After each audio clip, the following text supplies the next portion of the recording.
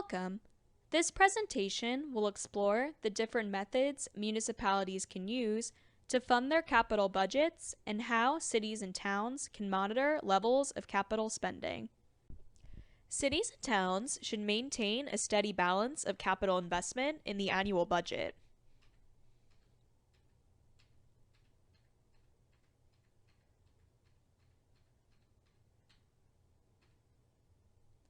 Local officials can measure investment levels by analyzing how maintaining debt service payments as a certain percentage of revenue impacts overall spending. A set percentage can be used as a benchmark for sustaining appropriate levels of capital investment. As debt is retired and debt service payments drop, municipalities should continue to fund capital projects to maintain a steady level of capital investment.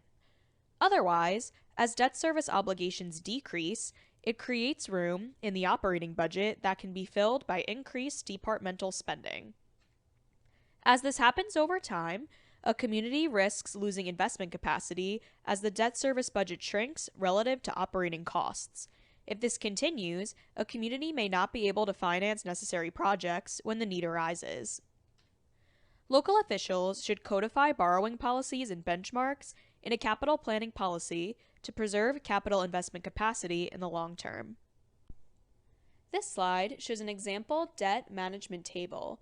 This tool can be used to track a municipality's debt service obligations and should break debt service payments down by project and fiscal year. It should include all debt payments throughout the life of the bond. The template should also provide details on borrowing amounts and terms at the project level. In order to comply with capital planning and debt service policies, including guidelines on debt service as a percent of revenue, the debt management plan should be directly tied into the long-range financial plan, also known as the financial forecast. It is not possible to effectively measure debt service as a percentage of revenue without a debt management plan that shows projected future debt service. As such, a debt management plan is a vital component of a community's capital investment strategy. Typically, capital projects are funded by cash, debt, or a mix of the two. Projects funded with cash use money from that year's available revenues, but this does not mean that a capital project should be funded within the operating budget. Cash is best used for one-time capital purchases that may not reach the dollar value or useful life threshold set in capital or borrowing policies. Examples may include heavy equipment, such as self-contained breathing apparatuses for firefighters, police cruisers, or small to medium public works vehicles. Cash may come from both non-recurring and recurring sources of revenue. Non-recurring funds include free cash, general and capital stabilization funds, enterprise fund retained earnings, grants, overlay surplus, and bond premiums. Capital stabilization funds will be discussed further in this presentation. Recurring sources of revenue include the tax levy for the general fund, user charges for enterprise funds, or, if applicable, Community Preservation Act funds. Debt financing is best used for major long-term construction projects, land acquisitions, or oversized vehicles.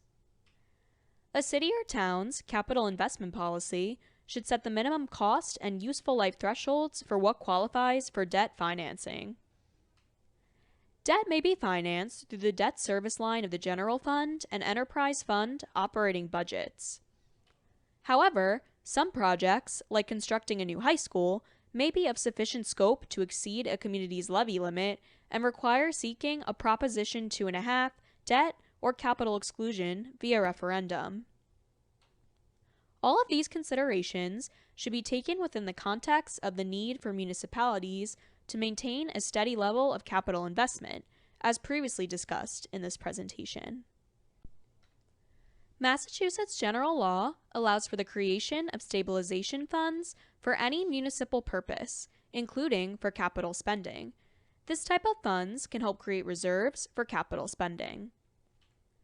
While these funds are especially practical for smaller communities without access to the bond market, they remain useful for communities of all sizes.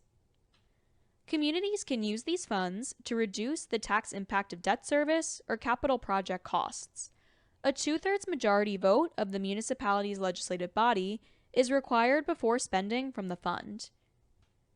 The fund's balance can be built through an appropriation or by designating certain revenues exclusively for capital spending. For example, a town could designate 50% of meals tax receipts to a sidewalk maintenance and improvement special purpose stabilization fund. In addition, a Proposition 2.5 override could be an appropriate way to fund a capital stabilization fund. Building this fund helps ensure there is a certain amount of cash available for capital expenses on an annual basis.